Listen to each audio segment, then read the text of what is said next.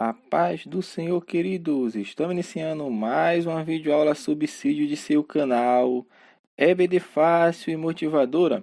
E na aula de hoje nós estaremos comentando a lição de número 11 das lições bíblicas adultos, que tem como título A Realidade Bíblica do Inferno.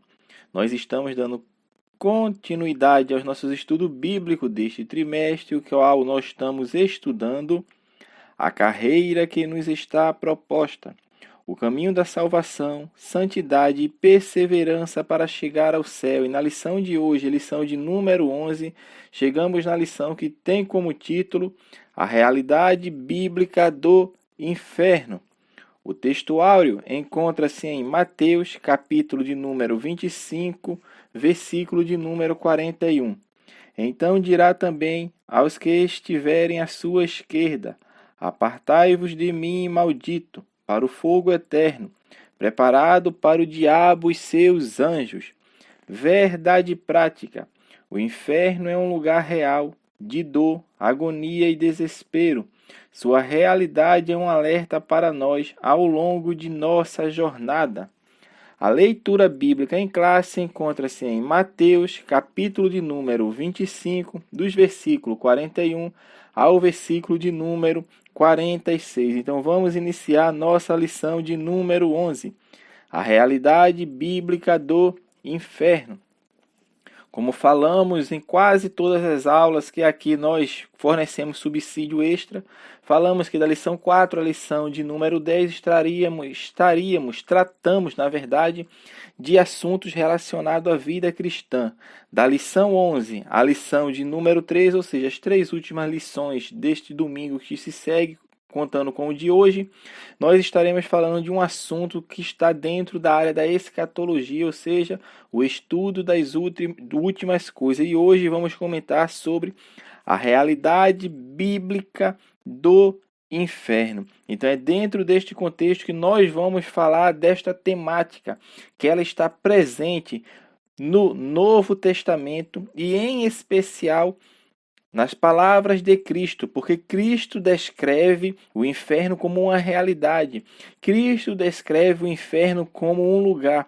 Cristo descreve o inferno como um lugar de castigo eterno, onde os perdidos estarão eternamente separados por Deus. Ou seja, tendo como base as Sagradas Escrituras, que é nossa única regra de fé e prática, vemos de primeira mão, nessa parte introdutória da lição, que o inferno ele é um lugar real, ele é o lugar onde sofrerão castigo eterno os perdidos, e essas pessoas ficarão eternamente separadas de Deus. E nesta lição o autor vai trazer justamente isso, mostrando os conceitos errados que algumas pessoas têm sobre o inferno. Isso tem que ficar claro para que nós possamos entender, e entender também que o inferno ele não foi projetado para o homem, porque o homem ele foi feito à semelhança e imagem de Deus, e Deus não criou o homem para ir ao inferno, para lançar o homem ao inferno. Porém, a desobediência, a rebelião contra Deus que o homem causou, vivendo neste mundo de modo próprio, opcional, escolhendo a porta larga e o caminho espaçoso, tem-se que o destino final, a parada final, é no inferno, para a perdição eterna. Então, crer no céu ou crer no inferno, meu irmão, é algo que só pode ser aceito por aquele que tem fé, que crê no que a Bíblia diz e que realmente seja espiritual, pois sua existência não pode ser provada de modo empírico. O que é de modo empírico? De modo experimental. Então, é pela fé. Fé na palavra de Deus, que assim fala, e nas palavras de Cristo, que nos deixou o norte para sabermos o que está a esperar aqueles que servem a Cristo e aqueles que não servem a Cristo. O primeiro tópico da lição, o autor vai falar sobre o pensamento humano a respeito do inferno. Vai falar sobre filósofos e teólogos de mentes cauterizadas.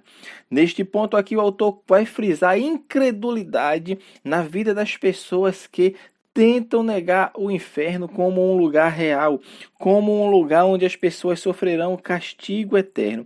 E dentro deste todo esboço aqui, dentro desse corpo de pessoas aqui, está os filósofos humanistas, que dizem que o inferno ele não existe da forma como é apregoado pelos cristãos, porque isso não é compatível com os valores éticos modernos. Então, muitas pessoas e teólogos modernos, teólogos pós-modernos, vão tentar fazer o quê? Desacreditar aquilo que está nas Sagradas Escrituras. Por isso, hoje nós vemos aí pessoas que não creem na inspiração plenária da Bíblia e tentam enfraquecer a doutrina bíblica do inferno, a qual nós estamos ensinando na lição de hoje. E outros até chegam a admitir que certas pessoas irão para o inferno, mas por um tempo provisório. Não é um ensinamento que determinada igreja ensina aí, que a pessoa vai passar um tempo ali em um ambiente e enquanto aqui nós estivermos fazendo preces, fazendo orações, fazendo rezas para aquela pessoa,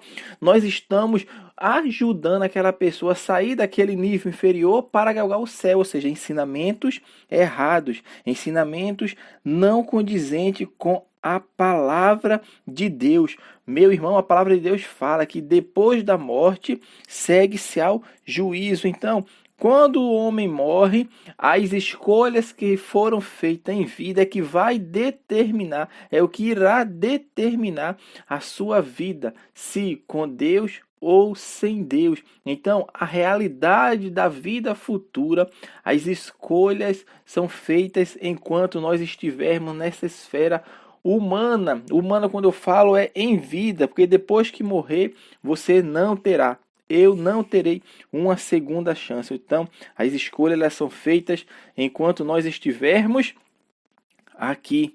Enquanto estivermos aqui, isso tem que ficar muito claro para o nosso entendimento. Então, vamos entender isso de forma clara, concisa e bastante significativa, para que nós não venhamos a desfalecer no caminho. Isso tem que ficar muito claro para cada um de nós. O segundo tópico da lição, o autor vai falar sobre o ensino do universalismo.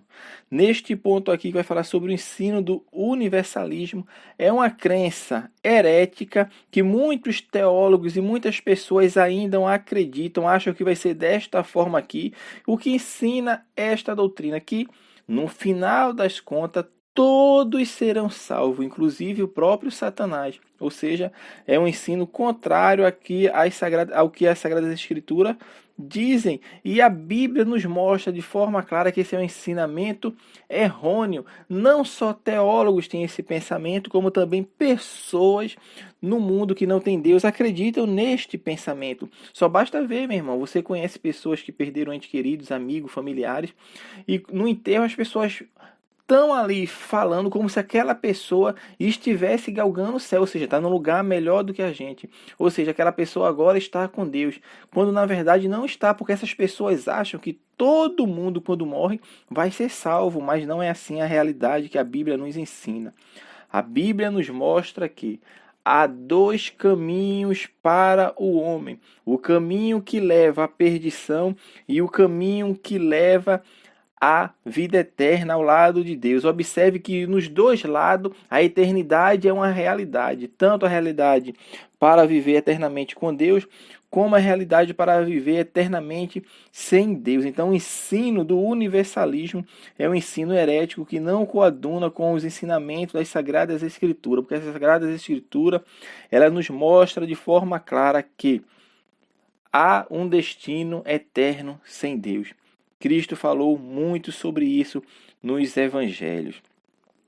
O terceiro ponto deste tópico vai falar sobre o alerta apostólico. Neste ponto aqui a gente vai ver que é fazendo essa contraposição do que o universalismo ensina com o que a Bíblia ensina. E a Bíblia vai mostrar claramente que há uma punição da parte de Deus para os que escolherem trilhar o caminho da porta larga e do caminho espaçoso, que resultará na perdição eterna. Mateus capítulo 7, versículo 13 fala disso. E além disso, os que serão salvos são aqueles que procuram, meu irmão, viver aonde? Neste mundo, de forma justa, de forma piedosa, em total comunhão com Deus e a sua palavra. Em Mateus capítulo 25, versículo 46, a palavra de Deus nos mostra que o tormento eterno será para aqueles que não procuraram servir a Deus verdadeiramente. Haverá um julgamento, meu irmão, para o diabo, para o falso profeta e a besta, e esses serão lançados aonde? No lago de fogo. Apocalipse, capítulo 20, versículo 10. Então isso tem que ficar claro no nosso entendimento. Os apóstolos, eles alertaram. Paulo fala sobre isso em 1 Coríntios capítulo 6, versículo 9. Ele diz que os injustos jamais herdarão o reino de Deus. Ele está falando que jamais herdarão o reino de Deus, ou seja, é uma impossibilidade daquelas pessoas que viveram a sua vida impiamente e morreram sem confessar a Cristo, de herdar o reino de Deus. Observe que nessa lista aqui de 1 Coríntios 6, 9, não só os injustos, mas devassos, idólatras, adúlteros, efeminados, sodomitas, ladrões, avarentos, bêbados, maldizentes e roubadores.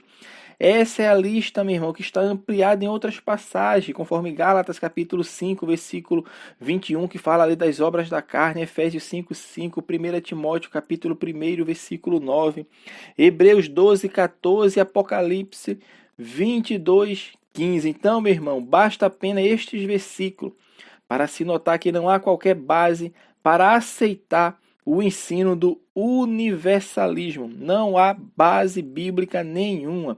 Jesus disse que aquele que tiverem feito o bem ressuscitarão para a vida, ao passo que aqueles que tiverem praticado o mal serão ressuscitados para o juízo. João capítulo 5, 29. Mas neste ponto aqui, João está falando das pessoas salvas em Cristo. Por quê? Porque fazer o bem é uma característica daquele que é salvo em Cristo. Mas ele faz isso não para ser salvo, mas para mostrar que ele é salvo em Cristo, porque a salvação não é por mérito, não é por obras, não é por merecimento, nem por esforço humano, mas é única e exclusivamente pela graça de Deus, mediante a fé que cada um de nós temos no nosso Senhor Jesus Cristo. Então isso tem que ficar também claro na nossa lição de hoje. O segundo tópico da lição, o autor vai falar justamente sobre como a palavra inferno ela aparece na Bíblia. Aí ele vai falar tanto do Novo Testamento quanto no Antigo Testamento. Então, neste ponto, meus amados irmãos, nós vamos fazer uma diferença. Este ponto é o clímax da nossa aula aqui hoje, para que os irmãos compreendam e entendam bem o significado das palavras que aparecem na Bíblia Sagrada, como Hades, Sheol, Geena e Tártaro. São palavras polissêmicas para a palavra inferno. Inferno é uma palavra polissêmica. Por isso, essas quatro palavras, Hades, Sheol, Geena ou Geena e Tártaro, elas são traduzidas nas nossas Bíblias em português como inferno. Entretanto, nós temos que fazer essa separação, porque essas palavras aparecem na Bíblia, mas o seu significado dentro do contexto é que vai dizer o que esta palavra está remetendo, a que lugar está remetendo, está falando de quê. Então isso tem que ficar claro nesta lição de hoje, meu irmão. Por quê? Porque as traduções, conforme está nas nossas Sagradas Escrituras, ela pode causar, sim, aquele desapercebido, uma confusão na sua mente, no seu entendimento quanto a essas passagens. Então isso é que nós vamos tirar a dúvida justamente nesta lição e neste tópico especificamente, que nós vamos falar de uma forma geral este tópico, que está dividido em dois subtópicos, as palavras no Antigo e no Novo Testamento. Então nós vamos falar aqui de forma clara e rápida para que os irmãos entendam. A primeira palavra que nós vamos mostrar o significado é Seol ou Sheol. Ela é uma palavra hebraica utilizada mais de 70 vezes em todo o Antigo Testamento. A raiz da palavra Sheol derivada, da onde ela é derivada, isso é incerto. Alguns consideram que Sheol deriva de uma raiz que significa interrogar. transmitindo a ideia de lugar ou estado de interrogação. Já outros defendem que Seol deriva de uma raiz que significa concavidade, no sentido de profundidade, transmitindo a ideia de lugar profundo.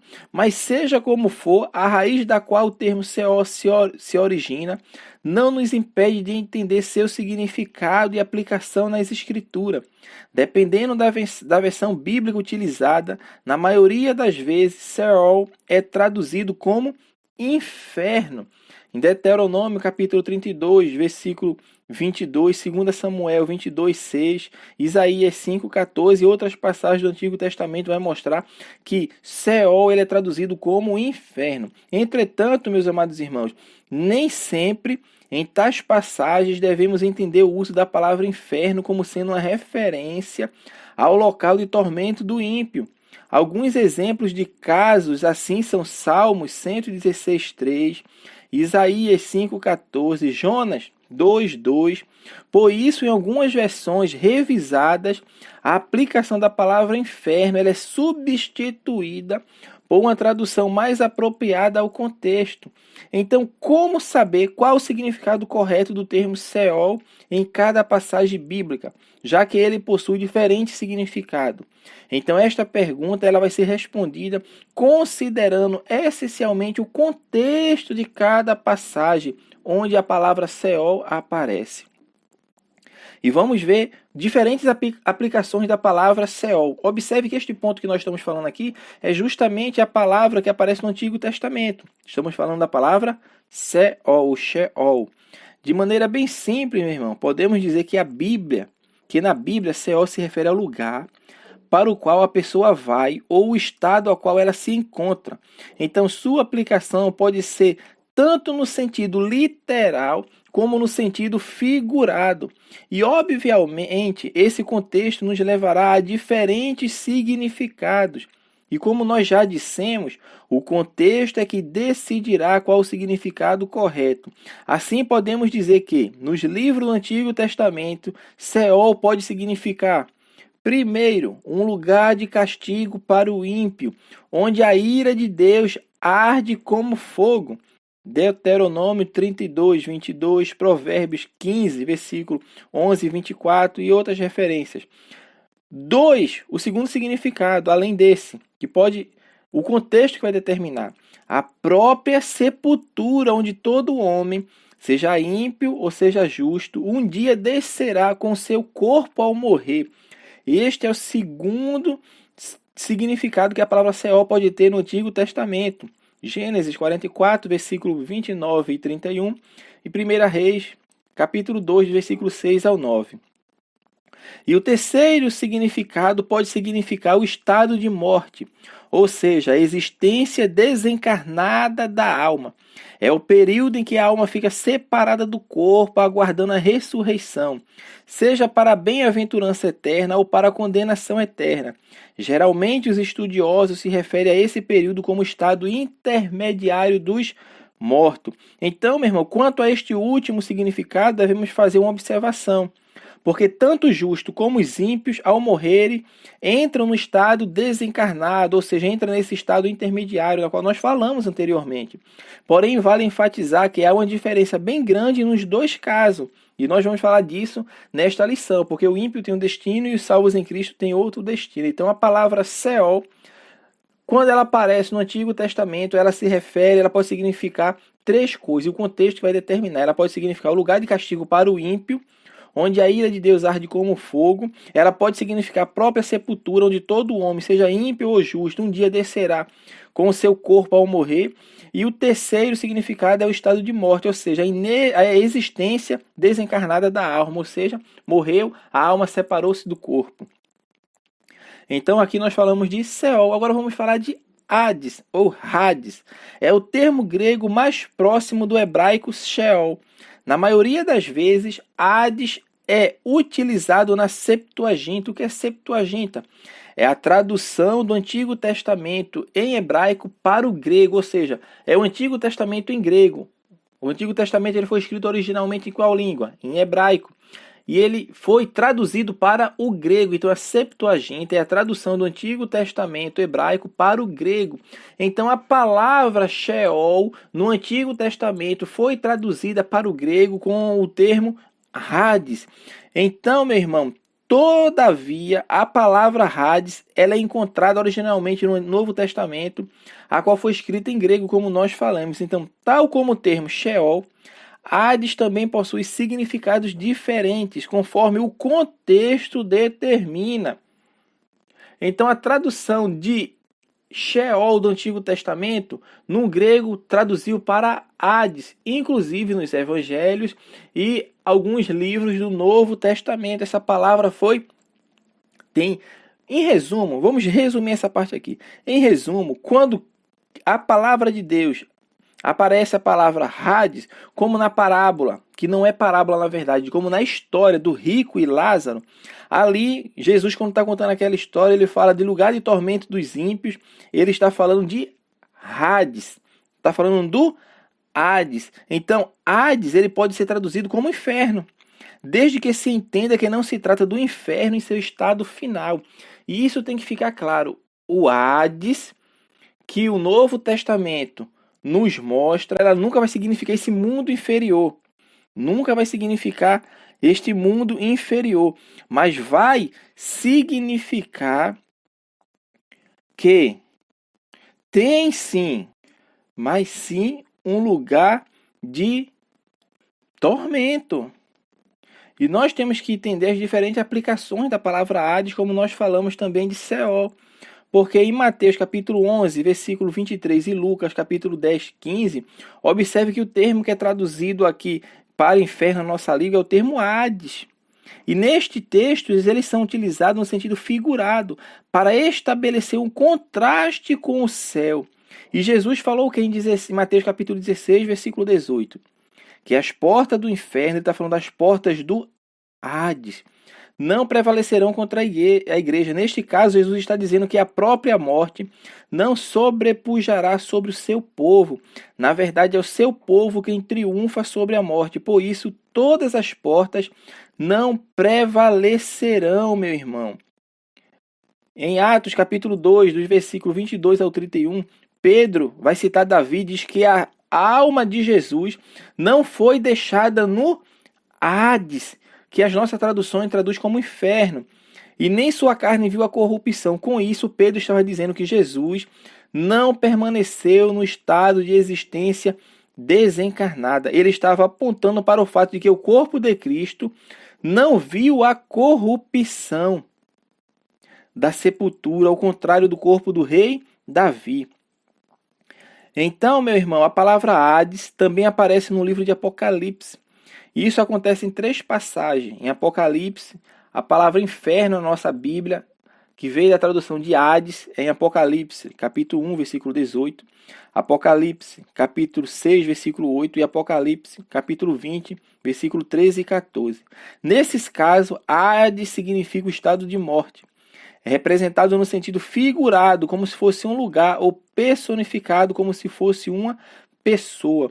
Então, Hades é o lugar onde está, em resumo, vamos falar assim, onde está a alma dos perdidos. Hades, o ímpio quando morre, ele vai para o Hades, que a Bíblia traduz como inferno, mas não o inferno no seu estado final, mas um lugar de tormento, porque quem morreu sem Cristo, ele já está, sim, em tormento, é lugar de castigo. É lugar de castigo hoje. Vamos falar também sobre o significado de Geena ou Geena. A palavra Geena ela é usada 12 vezes originalmente no Novo Testamento. Geena é uma adaptação grega da palavra hebraica Ge-Rinon, que quer dizer Vale de Inom. O Vale de Inom era uma terra, meu irmão, no lado sul de Jerusalém, que pertenceu a Inom e depois aos seus descendentes. Neste local foi edificado um altar, onde eram celebradas oferendas humanas ao deus pagão Moloque. Na história de Israel, nós temos reis que reinaram sobre Judá, Acais e Manassés, por exemplo. Eles ofereceram seus filhos em sacrifício ali. 2 Crônicas 28, 3 e 2 Crônicas 33:6. Outros também fizeram o mesmo. Jeremias relata isso em Jeremias capítulo 32, versículo 35. O profeta Jeremias ele profetizou acerca do juízo divino que não deixaria impune o que ocorreu naquele lugar. E o que aconteceu? O rei Josias derruba todo o altar do vale de Rinom e pôs um fim nas abominações que aconteciam ali. Na sequência, aquele vale se tornou local de incineração de tudo que era descartado em Jerusalém. Assim, sempre havia fogo queimando alguma coisa que fora despejada naquele vale. Então, considerando todos estes acontecimentos como pano de fundo, nós podemos claramente entender porque aquele lugar se tornou símbolo do tormento dos ímpios.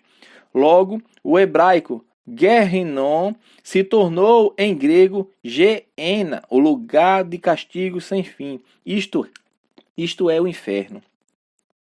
E observe que neste ponto aqui nós falamos sobre Seol. No Antigo Testamento era usada essa palavra, que foi traduzida como Hades. Hades nós já falamos também que é o lugar de castigo. Agora nós estamos falando de Geena. E Geena sempre significa inferno. Observe que Sheol, dependendo do contexto, ela pode ter vários significados, da mesma forma Hades. Mas Geena sempre significa inferno. Geena sempre significa inferno. Essa palavra aparece em 12 ocorrências nos livros do Novo Testamento. Em todas elas significa inferno. Em todas elas. Então fica claro, meu irmão, que Geena designa um local onde os ímpios são condenados ao tormento eterno. Neste local, tanto seus corpos quanto suas almas serão castigados. Mas qual a diferença entre Hades e Geena?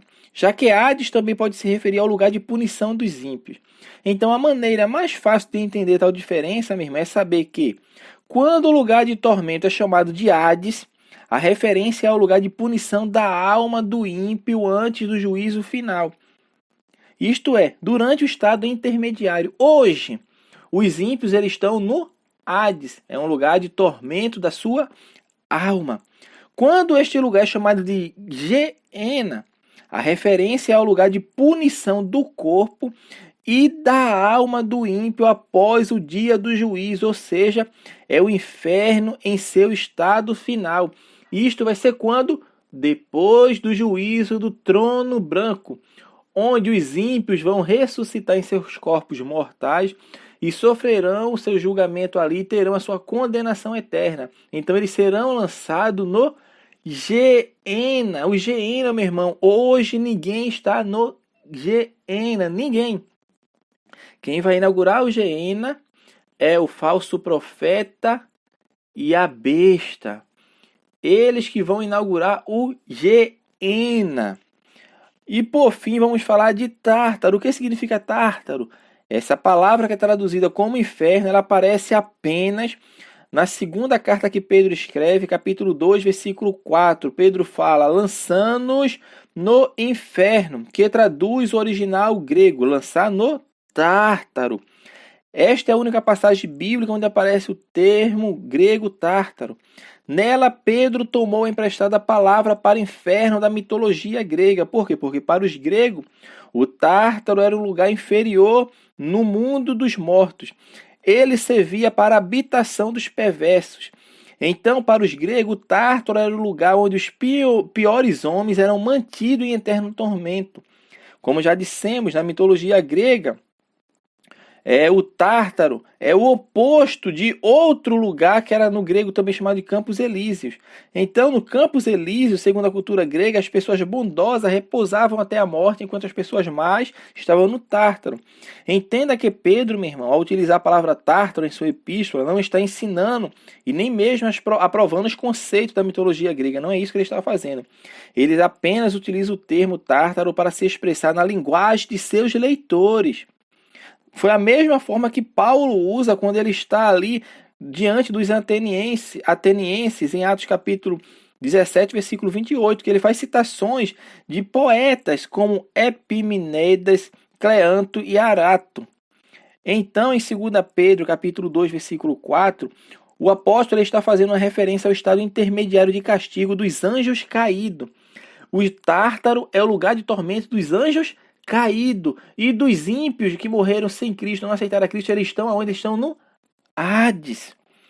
Então o apóstolo está ensinando que, assim como Deus não poupou os anjos que pecaram, lançando-os no inferno, ou seja, no Tártaro, enquanto aguarda o julgamento, ele também não poupará os falsos mestres, que intentam fazer com que o povo desvie da verdade. Então, para concluir, minha irmã, essa parte aqui, podemos dizer que se atentar ao contexto de cada passagem é essencial quando nos deparamos com as palavras Hades, Sheol, Geena e Tártaro. Então, uma leitura cuidadosa de cada texto indicará o significado apropriado dessas palavras. Isso tem que ficar claro. Então, essa parte aqui, ficamos bastante tempo para explicar de forma bem lúcida para que os irmãos viessem a entender de forma clara. Porque aqui tem que ter um entendimento mesmo, irmão. Tem que entender de forma clara. Outra palavra também que aparece na Bíblia é abismo. O autor não falou sobre isso, mas aparece como abismo. Jesus, quando vai expulsar um demônio, o demônio fala o quê? Não me lance para o abismo. Não me coloque no abismo. O abismo é o lugar onde tem anjos aprisionados também. Tem que ter muita atenção quanto a isso. Só que não é o assunto dessa lição. Acredito que neste segundo tópico aqui nós falamos de forma bem resumida, de forma bem explicada, fácil e simples, para os irmãos entender as diferenças dessas palavras para chegar na sala de aula preparado, ensinando o que a Bíblia realmente nos diz. O último tópico da lição vai falar sobre a doutrina bíblica do inferno, o conceito bíblico de inferno. Aqui neste ponto vai mostrar aqui o conceito bíblico de inferno no sentido de que a Bíblia, sim, ela fala sobre o inferno, sobre a realidade do inferno. Então, o conceito bíblico está nas Sagradas Escrituras, as palavras de Jesus fala sobre a doutrina bíblica do inferno e está mostrando justamente isso, que aqueles que rejeitam a Cristo, eles rejeitaram a Cristo em vida, já estão no tormento eterno. Estão aonde, meus irmãos? No Hades.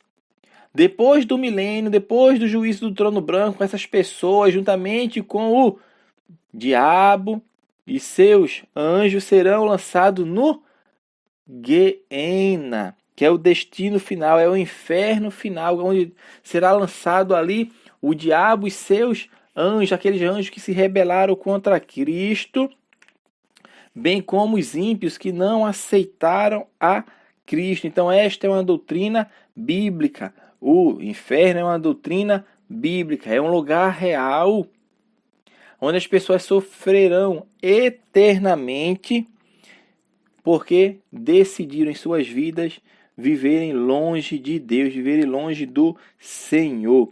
E o que a Bíblia ensina sobre essa doutrina? Nós até falamos sobre isso, que Cristo é o que mais fala sobre o inferno.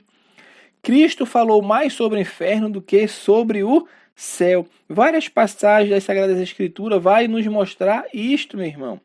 Mateus 10, 28, Mateus 23, 33, Marcos 9, 43, Lucas 12, 5. Então, meu irmão, está descrito em vários lugares a doutrina sobre o inferno. É um lugar de tristeza, de vergonha, dor, de extrema agonia, porque as pessoas vão viver eternamente sofrendo. Aqui nós estamos falando do Geena, porque vai sofrer o seu corpo e a sua alma, ou seja, eles vão estar em corpos com as suas almas. É o destino final que nós falamos anteriormente. O Hades é a situação em que se encontra aquelas que viveram sem Cristo nesta vida e morreram sem Cristo, estão em tormento já.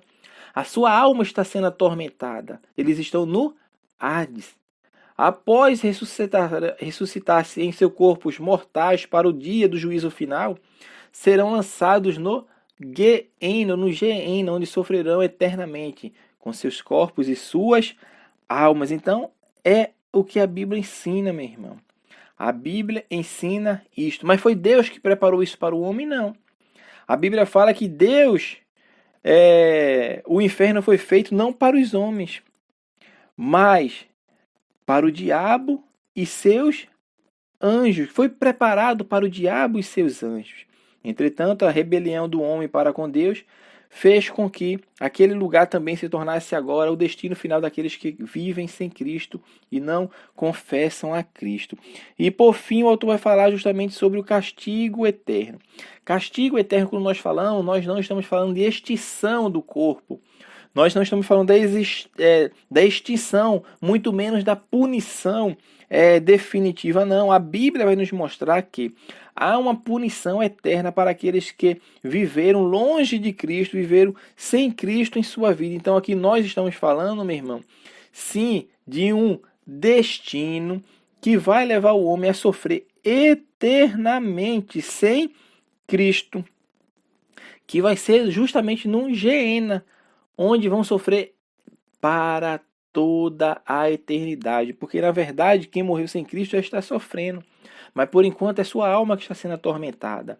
Mas, após o juízo do trono branco, ou o juízo final, será lançado no Geena para sofrimento eterno, em corpo e com a sua alma no seu corpo. Então a Bíblia vai nos mostrar que, sim, de fato o castigo eterno é uma realidade, porque o ensinamento bíblico, as próprias palavras de Jesus, nos mostra isso, mas o que o homem deve fazer para não passar por isso? É um único caminho, que Cristo falou, que Ele é o caminho, Ele é a verdade e a vida.